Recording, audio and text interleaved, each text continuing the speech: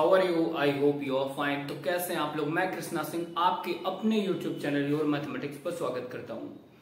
हम लोग जो है वो ऑपरेशन रिसर्च में सिंप्लेक्स मेथड को स्टैंडर्ड फॉर्म में करना देखा था, उसी में आगे बढ़ते हुए आज हम लोग जो है सिंप्लेक्स मेथड के वर्किंग रूल को देखेंगे और उसके एक न्यूमेरिकल को देखेंगे। इससे पहले हमने स्टैंडर्ड फॉर्म में कन्वर्ट करना जो है एक छोटे से वीडियो में आपको सिंप्लेक्स मेथड को दिखाया था कि सबसे पहले उसको स्टैंडर्ड फॉर्म में कैसे कन्वर्ट करते हैं। उसमें मैंने एक चीज बता रखी थी कि आपको अगर मिनिमम दिया जाए एलपीपी तो आप मैक्सिमम माइनस जेड का मल्टीप्लाई करके कर सकते हैं, लेकिन वो आप चाहें तो वो छोड़ भी सकते हो, उसको मत करिएगा। आपको जो भी दिया जाए और बाकी जैसे स्लैक वेरिएबल, सरप्लस वेरिएबल, वो सब मैंने बताया, वो सब आप करिएगा। क्योंकि देखिए मैंने जो ये मेथड बताने की कोशिश करी है इसके आपको किताब में हो सकता है सीजे जेड करके माना गया हो, तो मैंने सर्च करके काफी देखा तो जो है ये एक शॉर्ट तरीका मुझे मिला और उसको मैं बताने की कोशिश करता हूं। शॉर्ट का मतलब ये थोड़ा बड़ा, इसमें लंबा टेबल बनता है, कैलकुलेशन होती है, तो इसलिए जो है उनके कंपैरिजन में थोड़ा सा ये शॉर्ट था, पर इसमें जो चीजें थी वो थोड़ी इंटरनली ज्यादा सॉल्व हो जा रही थी, तो उसके लिए मैंने ये वर्किंग रूल बनाया। ये वर्किंग रूल मैंने बनाया, आप इसे एक सिंपल लैंग्वेज में पढ़ेंगे तो आपको चीजें समझ में आएंगी। अभी तो थोड़ा कम, क्योंकि न्यूमेरिकल जब सॉल्व कर लेंगे तो सारे स्टेप कैसे इसके लग रहे हैं वहां पे आपको दिख जाएंगे। तो इसके स्टेप कैसे लग रहे हैं वो सारे दिख जाएंगे। वो स्टेप आपको देखिए वर्किंग रूल ये सिंप्लेक्स मेथड का मैंने बनाया है, इसको हम लोग बोर्ड पे लिखे देखते हैं और फिर इसके बाद एक न्यूमेरिकल देखेंगे तो आपको सारी ये चीजें समझ में आ जाएंगी कि कैसे हो रहा है। तो स्टैंडर्ड फॉर्म में करना पिछली वीडियो में आपने देख ही लिया था। उसके बाद जो है जो चीजें हैं इसमें आपको हम दिखाते हैं। जैसे देखिए लिखा हुआ है working rule to solve simplex method, LPP को सिंप्लेक्स मेथड से सॉल्व करना जो है वर्किंग रूल देखने वाले हम लोग, जिसमें स्टेप फर्स्ट मैंने लिखा हुआ है आपका कि the given LPP convert into standard form, यानी जो एलपीपी दी जाएगी उसको सबसे पहले क्या करेंगे, स्टैंडर्ड फॉर्म में कन्वर्ट करेंगे। फिर उसके बाद जो है स्टेप सेकंड है कि फॉर्म इनिशियल टेबल। उसमें देखिए आपको एक टेबल बनानी पड़ेगी, वो इनिशियल टेबल मतलब जो शुरुआत में आपको टेबल बनानी पड़ेगी, उसमें जो है बेसिक वेरिएबल की जरूरत पड़ेगी। किस चीज की? बेसिक वेरिएबल की। एंड लिखा है स्लैक और surplus variable ETC. Slack variable या सरप्लस वेरिएबल वो मैं आपको बता चुका हूं। तो स्लैक वेरिएबल और सरप्लस वेरिएबल से और आपको ये और मतलब या हो सकता है स्लैक साथ दोनों आए या फिर सरप्लस का है खाली आए या स्लैक आए, तो जो भी आएगा उसके और बेसिक वेरिएबल जिससे आपका वो इनइक्वलिटी बना होगा। जैसे आपका एलपीपी जो है x1 x2 से बना होता है ना, तो वो जो है आपका यूज करके आप एक टेबल बनाएंगे।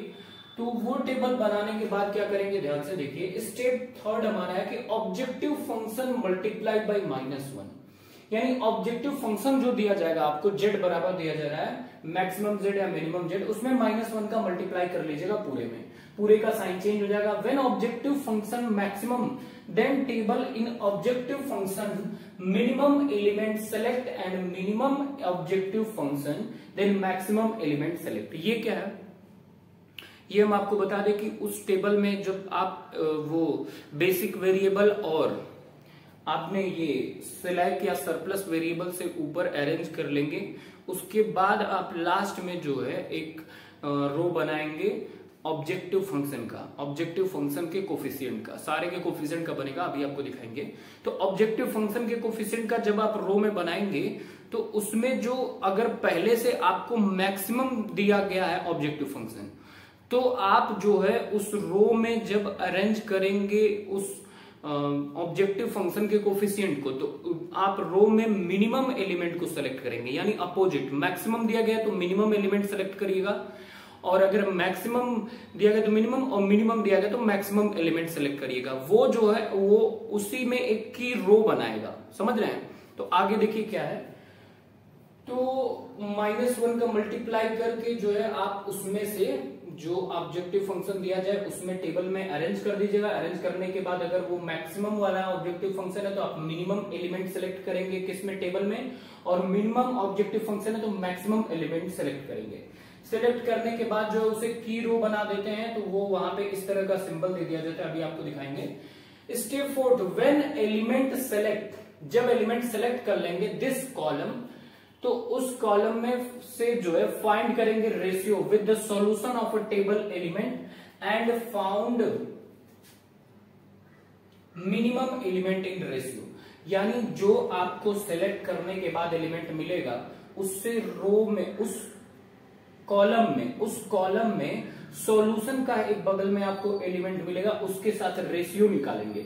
रेशियो निकालने के बाद जो मिनिमम रेशियो आएगा, समझ रहे हैं, जो मिनिमम रेशियो आएगा उसी से देखिए अगला स्टेप बनेगा। स्टेप 5 में minimum ratio this row and objective function incoming element, ये इनकमिंग है, with common element is known as key element. यानी ये जो नीचे आपको दिख रहा होगा जो आपको ऑब्जेक्टिव फंक्शन वाला एलिमेंट, इनकमिंग एलिमेंट, और जो आपको यहां से निकालने के बाद मिनिमम रेशियो मिलेगा, इन दोनों का कॉमन एलिमेंट जो देखेंगे वही हमारा जो है की एलिमेंट होगा। की एलिमेंट मेन है, की एलिमेंट इस तरह से पता होगा, समझ रहे हैं। उसको नाम दिया गया एक एलिमेंट को कि इन दोनों के कॉमन जो मिलने वाला एलिमेंट होगा वो की एलिमेंट होगा। फिर उस की एलिमेंट को क्या करेंगे, उस की एलिमेंट का देखिए मिनिमम रेशियो वेरिएबल रिमूव, और देखिए उसमें से जो है की एलिमेंट को 1 बनाएंगे। यहां लिखा हुआ देखिए minimum ratio variable remove and come their place की एलिमेंट कॉलम वेरिएबल एंड की एलिमेंट मेक 1। यानी की एलिमेंट को आप हमेशा 1 बनाएंगे। अब 1 कैसे बनाएंगे, वहां पे अगर 5 दिया गया तो पूरे रो में 5 से डिवाइड कर देंगे। तो उसके बाद जो है वो पूरा की एलिमेंट 1 बना देंगे, और उस जो आपको की वाली रो मिलेगी उसका जो वेरिएबल होगा वो आपको स्लैक या सरप्लस वेरिएबल वहां पे रखा होगा, उसको रिमूव करके आप जो x1 x2 वेरिएबल है वो लेके आएंगे उसी कॉलम से उस रो में। अब ये पूरी बात आपको थोड़ी सी सुनने में अभी क्लियर नहीं हो रही होगी। अभी आपको एक क्वेश्चन दिखाऊंगा, पूरी बातें क्लियर हो जाएगी। आप कहीं लिख करके इसको फिर से न्यूमेरिकल लगा के चीजें समझिएगा, तो पूरा दिखेगा कि चीजें स्टेप मिल रहा होगा। और ये वर्किंग रूल देने का रीजन क्या है, क्योंकि वो चीजें अगर मैं डायरेक्ट बता दूं वहां पे न्यूमेरिकल में तो कुछ समय बाद चीजें भूल जाती है, तो आप वहां से रिवाइज कर लेंगे यहाँ से, समझ रहे हैं।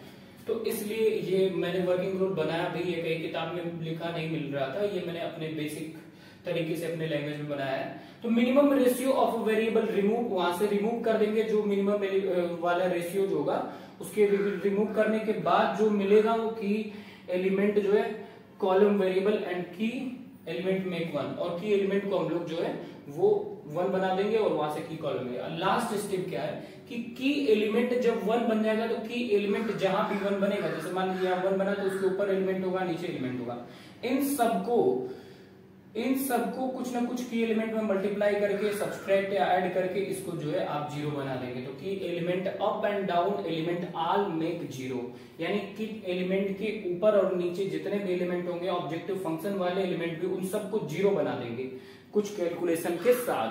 दिस प्रोसेस रिपीट, ये प्रोसेस आपको एक टेबल का मैंने एक वो इनिशियल टेबल का बताया, उसके बाद ऐसे मिक्स करके कई सारे टेबल बनती जाएंगी, और ये this process repeat and this process repeat and find the value of a variable x1 x2 variable 2 बार हो गया, find the value of variable, ठीक है। तो x1 x2 जो भी आपका होगा उसमें 3 वेरिएबल वाला होगा, अगर इनेबिलिटी तो 3 variable, and this value put in objective function, z की कुछ वैल्यू मिल जाएगी, वो वैल्यू पुट करने के बाद z में, तो यही जो है हमारा ऑप्टिमल सॉल्यूशन होगा, क्योंकि हमारा टारगेट क्या है, ऑप्टिमल सॉल्यूशन फाइंड करना। तो आई होप आप ये चीजें थोड़ी समझ में आई होंगी आपको। फिर अभी देखिए जस्ट अब इसके बाद एक न्यूमेरिकल देखते हैं, और ये जो स्टेप हमने सारे आपको बताए हैं इसी को उस पर फॉलो करके एक न्यूमेरिकल में दिखाते हैं। तो इसे आप नोट कर लीजिए और फिर बताइएगा अपना फीडबैक। इससे पहले जो वर्किंग रूल देखे उसी पर कुछ इंपॉर्टेंट, तो आइए हम लोग जो वर्किंग रूल देखे हैं उस पर एक इंपॉर्टेंट एलपीपी सॉल्व करना देखते हैं सिंपलेक्स मेथड से। एक इंपॉर्टेंट न्यूमेरिकल देखते हैं। तो देखिए यहाँ पे लिखा हुआ है कि use simplex method solve the LPP maximization z equal to 3x1 plus 2x2 subject to condition क्या दिया है कि x1 plus x2 less than or equal 4, x1 minus x2 less than or equal 2, x1 x2 जो है positive है, greater than or equal 0, ठीक है। तो गिवन, तो ये जो है हमारा सबसे पहला स्टेप यही कहता है कि हम इसे स्टैंडर्ड फॉर्म में कन्वर्ट करें। तो the given LPP into standard form जब करेंगे तो मैक्सिमाइजेशन जो हमारा दिया गया ऑब्जेक्टिव फंक्शन है maximization z equal to 3x1 plus 2x2, इसमें देखिए आप इसमें क्या करेंगे, x1 प्लस x2 जो दिया गया है वो आपका 4 से छोटा है, इसका मतलब इस साइड आपको स्लैक वेरिएबल लेना होगा। स्लैक वेरिएबल बता चुका हूं कि पॉजिटिव क्वांटिटी होती है जो आपका ऐड करने पे ये इनइक्वालिटी हट जाएगा और इक्वेशन में चेंज हो जाएगा। तो हमने s1 जो है एक स्लैक वेरिएबल ले लिया, तो s1 लेने पे s1 इक्वल टू ये x1 plus x2 plus s1 equal to 4 हो गया, x1 माइनस x2 जो है और एक स्लैक वेरिएबल s2 ले लिया इज इक्वल टू 2 हो गया। अब यहाँ पे जो है ये जो भी है where x1 x2 greater than or equal 0, s1 s2 ये भी ग्रेटर देन आर इक्वल 0 है, बट ये आपका स्लैक वेरिएबल है। क्या है? Slack variable. ठीक, अब देखिए जो है हमारा जो नेक्स्ट काम है वो है टेबल बनाना। तो टेबल बनाने के लिए देखिए आप जो है ऐसे एक लाइन बनाएंगे और ये जो है यहाँ दिक्कत करेगा, इसको हटा देते हैं, यहाँ लिख देते हैं s1 s2 स्लैक वेरिएबल है।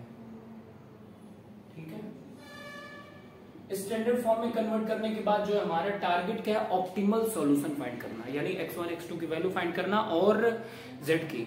तो वो जो है उसको फाइंड करने के लिए देखिए हम लोग क्या करेंगे, यहाँ पे एक टेबल हम लोग ये फॉर्म करा, इस तरह से बनाएंगे आप। ठीक है, अब इसमें क्या क्या नाम देंगे वो ध्यान से देखिए। यहाँ पर जो है हमारा बेसिक वेरिएबल होगा, क्या होगा? Basic variable. ठीक, उसके बाद जो है यहां पर क्या होगा, ध्यान से देखिए, इस बीच वाले में हमें जो वेरिएबल दिया गया है x1 x2 और इसमें देखिए दो स्लैक वेरिएबल है s1 s2, तो चार तरह के वेरिएबल है, तो उनको हम इस तरह से लिखेंगे x1 x2 s1 और s2। ठीक है, आप एक अपने हिसाब से अरेंज कर लेंगे। उसके बाद जो अगला वाला टेबल है उसमें लिखेंगे यहां पे सॉल्यूशन, और सॉल्यूशन क्या होगा, सॉल्यूशन जो आपको दिया गया ये नंबर से वो होगा। उसके बाद यहां पे लिखेंगे मिनिमम रेशियो। ठीक है, तो मिनिमम रेशियो जो दिया गया, उसके बाद देखिए अब हम लोग क्या करेंगे कि इनके जो कोफिशिएंट्स हैं, किनके कोफिशिएंट, जो पहला वाला आपका ये कॉन्स्टेंट्स है, इस कॉन्स्टेंट्स के कोफिशिएंट को, x1 का कोफिशिएंट 1 है, x2 का कोफिशिएंट 1 है, s1 का कोफिशिएंट 1 है, तो यहाँ पे लिखेंगे 1। पहली इनिशियल टेबल आप ध्यान से समझ लीजिए, इसके बाद जो है, और ये पहला सिंपलेक्स मेथड से क्वेश्चन, उसके बाद मैक्सिमम क्वेश्चन आपके होने लगेंगे सारे आसानी से। यहाँ पे 1, s1 का भी कोफिशिएंट 1 है, s2 हमारा पहले में नहीं है तो यहाँ पे 0 हो जाएगा। ठीक है, ठीक है, यहाँ पर जो है हमारा स्लैक वेरिएबल जो है वो आ जाता है s1 और s2। बेसिक वेरिएबल आपका क्या होता है, जो स्लैक वेरिएबल होता है वो बेसिक वेरिएबल की जगह आता है। आई होप आप चीजें समझ गए होंगे। अब s1 से देखिए ये कॉलम बना किस तरह से कोफिशिएंट लेने के बाद, उसके बाद जो है आप दूसरे वाले से कॉलम कोफिशिएंट का, दूसरे वाले कॉन्स्टेंट्स का कोफिशिएंट लेंगे, तो x1 का कोफिशिएंट 1, x2 का कोफिशिएंट -1, s2 का 1। तो अब हम लोग लिखते हैं यहाँ पे कि x1 का कोफिशिएंट आपका 1 है, x2 का कोफिशिएंट -1 है, उसके बाद s2 का कोफिशिएंट आपका 1 है, s1 पहले दूसरे वाले में नहीं दिया तो यहाँ 0 लिख लेंगे। ठीक है, सॉल्यूशन वाले में देखिए ये आएगा सॉल्यूशन, तो इस वाले कॉन्स्टेंट्स का आपका 4 था और इस वाले का 2 था। देखिए यहां तक की चीजें आपको पूरी समझ में आ रही होंगी, आई होप। ठीक है, फिर ये जो है आपका देखिए दो कॉन्स्टेंट्स दिया हुआ था, तो उससे आपने ये जो है बना लिया। आप यहां तक की चीजें आप समझ गए होंगे, आई होप। अब देखिए ध्यान से, हम लोग जो है इसके बाद एक यहां पे लाइन बनाएंगे और यहां पर लेंगे हम लोग जो है ऑब्जेक्टिव फंक्शन z। ठीक है, ऑब्जेक्टिव फंक्शन z लेंगे और फिर उसके कोफिशिएंट लिखेंगे वेरिएबल के। तो x1 का कोफिशिएंट यहां पर क्या है, देखिए 3 है, तो x1 का कोफिशिएंट यहां पे 3 आ जाएगा, x2 का कोफिशिएंट यहां पे 2 है, s1 s2 यहां पर 0 हो जाएंगे, कुछ नहीं है तो, और यहां भी आपका 0 हो जाएगा। ठीक है, अब देखिए इतनी बातें करने के बाद जो है आप क्या करेंगे, मिनिमम रेशियो फाइंड करेंगे। मिनिमम रेशियो देखिए मैंने एक बात और कहा था कि जो भी आपको ऑब्जेक्टिव फंक्शन दिया जाएगा उसको -1 से मल्टीप्लाई करके लिखेगा, तो ये कोफिशिएंट्स को -1 से मल्टीप्लाई करके लिखेंगे, तो यहाँ पे माइनस हो जाएगा -3 -2, और ये जो है आपका पूरा इस तरह से सिस्टम बन जाएगा। आई होप आप यहां तक की चीजें समझ रहे होंगे। ठीक है, अब हम लोग जो है मिनिमम रेशियो लेंगे। ठीक है, अब मिनिमम रेशियो किसके साथ लेंगे, किस कॉलम के साथ लेंगे, इस कॉलम के कि इस कॉलम के, ये पता करने के लिए ध्यान से देखिए। हम जो है अगर हमारा ऑब्जेक्टिव फंक्शन मैक्सिमाइजेशन है, मैंने सारा वर्किंग रूल में लिखवा रखा है, मैक्सिमाइजेशन है, तो हम लोग जो है यहाँ पे मिनिमम ऑब्जेक्टिव फंक्शन लेंगे। मैंने आपको दिखाया था वर्किंग रूल में, बोल लिखा था मैंने कि मैक्सिमम ऑब्जेक्टिव फंक्शन होगा तो मिनिमम एलिमेंट लेंगे ऑब्जेक्टिव फंक्शन के रो का, और अगर मिनिमम ऑब्जेक्टिव फंक्शन है तो आपका मैक्सिमम लेंगे। तो यहाँ पे देखिए आपका अगर मैक्सिमम लिया गया तो इसमें मिनिमम लेंगे, तो यानी मिनिमम का मतलब सबसे छोटा एलिमेंट, तो सबसे छोटा एलिमेंट देखिए -3 है, सही है ना भाई, 0 से भी छोटा है आपका, तो -3 जो है सबसे छोटा है, आपको पता है। तो -3 को हम लोग जो है इनकमिंग कॉलम बनाएंगे, इनकमिंग कॉलम, समझ रहे हैं, ये इनकमिंग होता है। और इनकमिंग कॉलम ये जो है आपका सिंबल है, इनकमिंग का मतलब ये इसी कॉलम से आएगा। अब ध्यान से देखिए, ये कॉलम ये बता रहा है कि इसी कॉलम के साथ जो है आप लेंगे रेशियो, समझ रहे हैं, इसी कॉलम के साथ सॉल्यूशन का लेंगे रेशियो। किसका लेंगे, सॉल्यूशन का लेंगे रेशियो आप। तो जब आप इसका रेशियो लेंगे तो यहाँ पे 4/1 होगा और 2/1 होगा, और 4/1 का मतलब 4 होता है और यहाँ 2 होता है, और इसमें मिनिमम कौन है, इनमें मिनिमम है आपका 2, दोनों में मिनिमम कौन है, 2 ही ना है। तो वहां से आप क्लियर कर लेंगे, ये देखिए वो किस लिए निकाला गया, ये आपका इनकमिंग कॉलम और ये मिनिमम रेशियो, इस वाले से रेशियो मैंने निकाला है इस कॉलम से, देखिए इसका इसके साथ, इसका इसके साथ, यहां से दोनों के इंटरसेक्शन में मिलने वाला जो एलिमेंट होगा वही आपका की एलिमेंट होगा। क्या होगा, वही आपका की एलिमेंट होगा।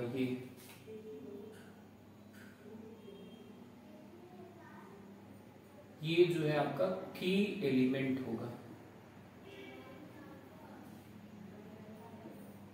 ठीक है, ये थोड़ा लाइट चल रहा है, इसको डार्क कर देते हैं, इससे की एलिमेंट होगा। ये मैं देखिए ये सब आपको बस बताने के लिए बता रहा हूं कि ये की एलिमेंट कौन होगा, ऐसे आप लिखेंगे नहीं, अगर आप समझ जाते हैं तो आप टेबल डायरेक्ट सॉल्व करना 1-2 बार में कर देंगे। ठीक है, तो ये आपका की एलिमेंट होगा। अब आप लिख लेंगे, तो अभी मैं इसको मिटा दूंगा, ये मैंने ब्रैकेट से इसलिए बनाया कि हमें पता चल जाए कि ये जो है आपका की एलिमेंट है, समझ रहे हैं। अब की एलिमेंट का बहुत बड़ा रोल है इसमें सॉल्व करने में। तो यहां से चीजें आपको इतनी पूरी समझ में आई होंगी, आई होप।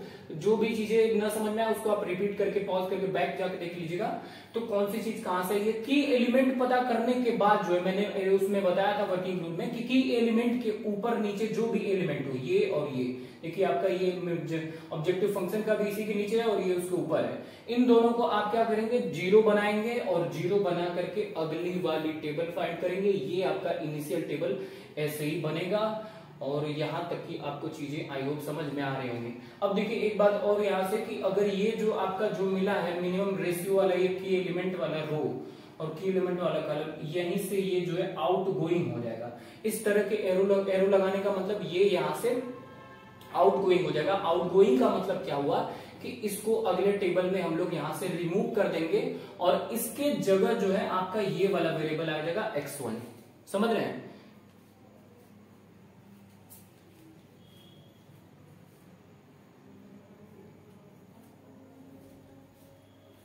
तो ये जो है एरो लगाने का मतलब ये जो आपका स्लैग वेरिएबल है ये रिमूव हो जाएगा, और इसके जगह जो है आपका आएगा ये वाला ये वेरिएबल जो है, और ये बेसिक वेरिएबल रिमूव हो जाएगा, स्लैग वेरिएबल।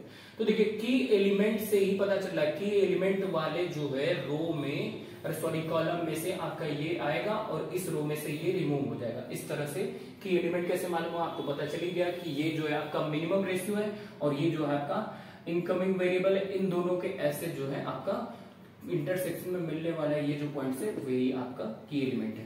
तो ये इनकमिंग वेरिएबल है, ये आउटगोइंग हो जाएगा अगले टेबल में। इतनी बातें आपको क्लियर हो गई होगी। इसके बाद जो है हम लोग अगला टेबल बनाएंगे, इसी के बाद ऐसे ही। तो यहाँ पर जो है आप एक लाइन बना लेंगे। मैंने कहा ये की एलिमेंट आपको जानने के लिए बस लिखा हूं, वैसे हमारा कोई यहाँ काम नहीं है।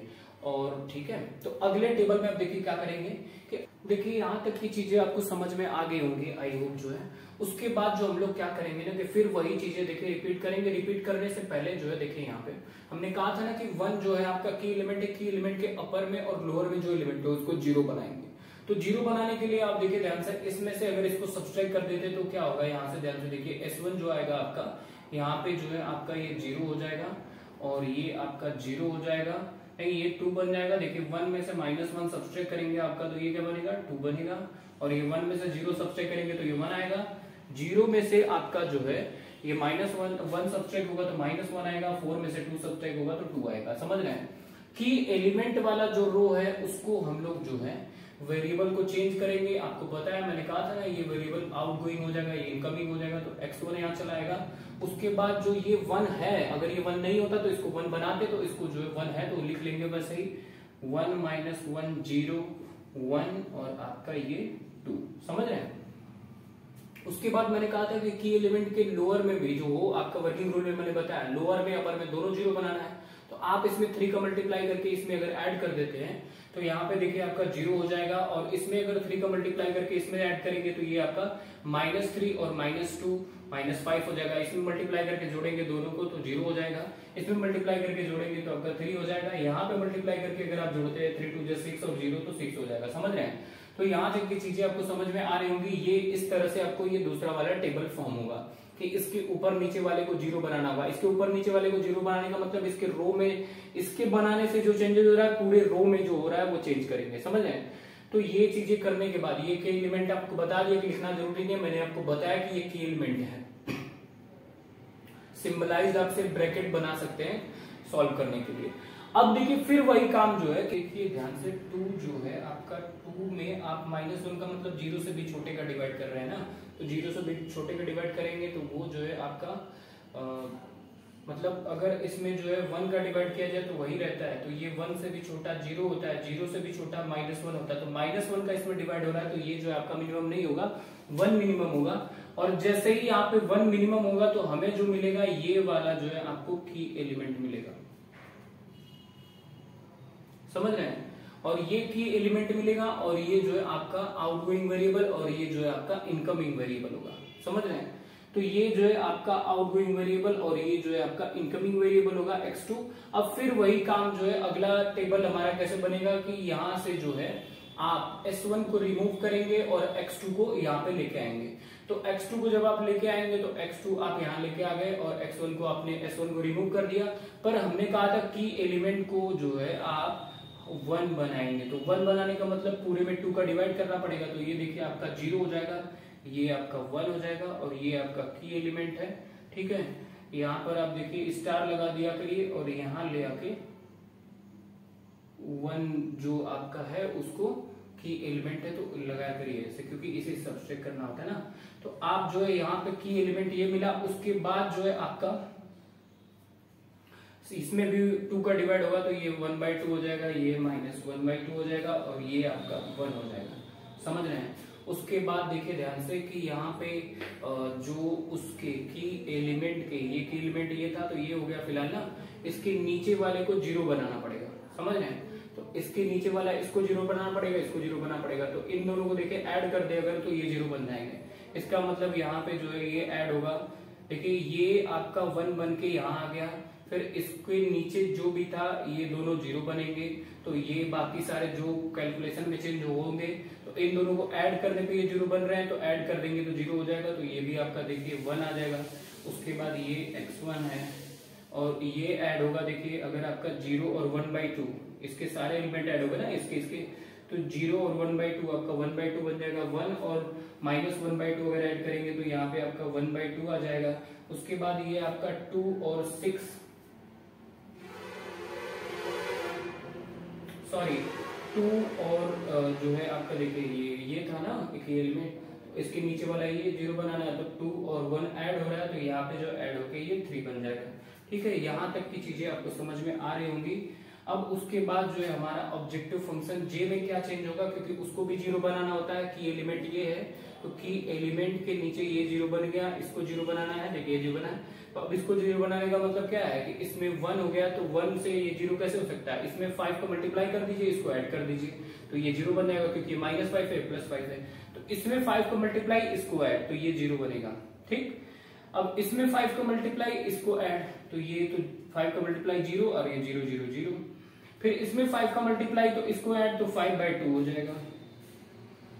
इसमें 5 को मल्टीप्लाई, इसको ऐड, तो देखिए ध्यान से यहाँ पे इसमें 5 को मल्टीप्लाई करेंगे तो -5/2 हो जाएगा। इसको ऐड का मतलब इस तरह से ऐड हो जाएगा, तो 3 2 जा 6, 6 में से 5 गया आपका 1, 1/2। यानी यहाँ पे अगर ये 5 को मल्टीप्लाई करके इसको ऐड किया जाए तो ये आएगा 1/2। इसमें 5 को मल्टीप्लाई, सॉरी इसमें 5 को मल्टीप्लाई इसमें हो रहा है ना, इसमें मल्टीप्लाई और ये ऐड, तो 5 × 5 और 6 जो है आपका 11 बन जाएगा। समझ रहे हैं? तो ये जो है आपका देखिए, अब आपका ये सॉल्व हो गया। सारे जो आपके स्लैब वेरिएबल थे, बेसिक वेरिएबल रिमूव हो गया, और आपका जो मेन वेरिएबल था वो आ गया, और आपका जेड की भी वैल्यू यहाँ पे आ गई। समझ रहे हैं? तो इस तरह से ये सारे जो है पॉजिटिव भी मिल गए हैं आपको, और इस तरह से हम लोग जो है लास्ट में अब हमें ऑप्टिमल सॉल्यूशन मिल जाएगा। x2 बराबर देखिए यहाँ से 1 मिल रहा है, और x1 बराबर यहाँ पे 3 मिल रहा है। तो x2 बराबर यहाँ से जो 1 मिला है, x2 बराबर 1 और x3 बराबर जो है आपको सॉरी x2 बराबर 1 और x2 बराबर आपको x2 बराबर 1, x1 बराबर 3।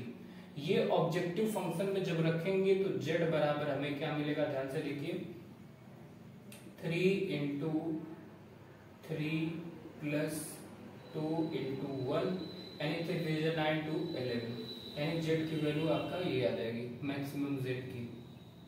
तो ये जो है आपका hence the optimal solution of the given LPP। ठीक है, तो ये जो है आपको जो दी गई थी LPP, उसका आपको ऑप्टिमल सॉल्यूशन मिलेगा इस तरह से। तो आई होप आप चीजें, उम्मीद है, समझ गए होंगे। हमने एक वर्किंग रूल अपने से बना करके, एक जो लैंग्वेज में बताया सिंपल लैंग्वेज है, आप उसको लिख लीजिएगा, और ये न्यूमेरिकल भी ध्यान से देखिएगा। फिर चीजें आपको अगर ना समझ में आए तो बैक करके देख लीजिएगा। हमने सारे मिनिमम रेशियो वगैरह सब कुछ बता दिया कि आपको कैसे लेना है। ठीक है, और आई होप यहाँ तक की आप बातें पूरी तरह समझ गए होंगे, कोई दिक्कत नहीं हुई होगी आपको। और फिर इसी के साथ जो है अब हम लोग इस वीडियो की एंडिंग करते हैं, और मिलते हैं नेक्स्ट वीडियो में। Thanks for watching this video. कैसा लगा आपको, सिंपलेक्स मेथड समझ में आया कि नहीं? मैंने पूरी कोशिश करी आपको बेहतर तरीके से बताने की। तो मिलते हैं नेक्स्ट वीडियो में। स्वस्थ रहिए, मस्त रहिए, दूसरों को शेयर कर दीजिए, और अगर आप चैनल पर नए हैं तो सब्सक्राइब कर लीजिए, और अपने सारे दोस्तों को बताइए। और अगर आपको डाउट होता है तो कमेंट में जरूर बताइए, ताकि हम चीजें और इम्प्रूव कर सके और आपको बेहतर बता सकें, और चीजों को बेहतर करने की कोशिश हम कर रहे हैं। तो थैंक यू।